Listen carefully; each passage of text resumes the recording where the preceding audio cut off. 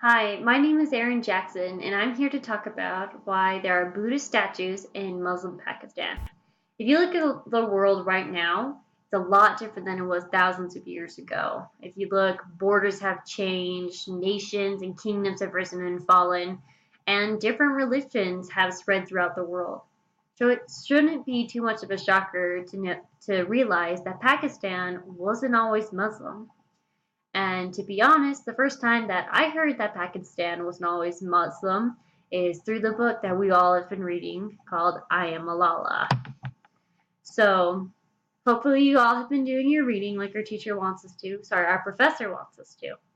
But I'm not sure if you guys caught this. In the first two chapters, Malala talks about just a little bit about the history. She talks about how the Buddhist statues are being destroyed by the terrorists. Then she describes a little bit about the history, how before Muslim, there was a 500 year of Hindus.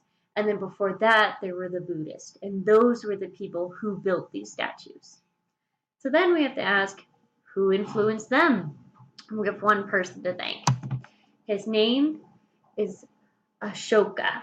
And I'm sorry, I do not know how to pronounce this name. I did look it up on YouTube and tried to pronounce it as they do, but I'm not going to do it well, so please bear with me. It's Ashoka to me. And he was the third emperor in his dynasty, and the dynasty was like the Mauryan dynasty.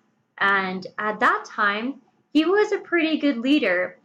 And when he started, he was a strong, forceful leader, and he wasn't very well liked in the beginning because what he would do is expand the borders and just there was always war. People were always dying. But he saw that as a good thing, not the dying, but the expanding and growing. So his people didn't really like him that much. Then something changed. So I'm going to go to the next slide. You're going to see the left-hand picture. You're going to see his empire and how big it is. And it's one of the biggest India has ever seen. And what happened is this is the biggest it's ever going to be because of this battle that's on the right-hand corner. It's the Battle of Kalinga. And I hope I said that right. But with the Battle of Kalinga, what happened is no doubt they won. They fought and they won. But what was different is he decided to walk around and he took a tour of the town that was near.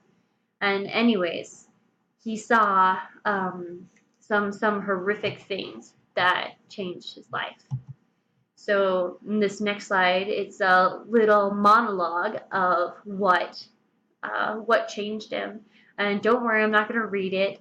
And you are welcome to read it if you want. But basically what happens is he saw mothers killed, dead children, pregnant mothers. He just saw all these people that were dead who had nothing to do with the battle, all just because he came and attacked. And he saw that what he was doing wasn't what he thought victory was. And so he did a whole 180 and completely changed his life.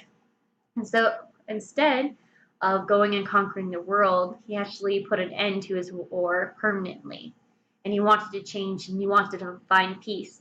And this came to him when he was introduced to Buddhism.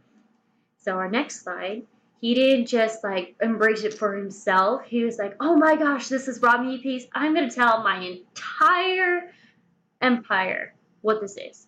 And so if you look on the right-hand side, I have these pillars. And with these pillars, for us, it'd be like a modern day billboard, but there he would put, he would put signs and put things like, okay, this is what Buddhism is, this is what we should be doing. And it's what they did.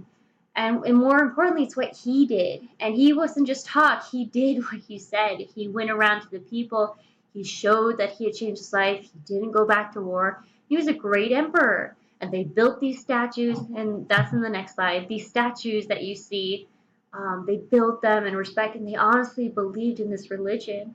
And I believe that this is one of the best things that ever happened to this empire. It really did change their life, and it really did bring peace. And so now you guys know why there are Buddhist statues in Muslim Pakistan. Thank you for your time, and good luck this week. Bye.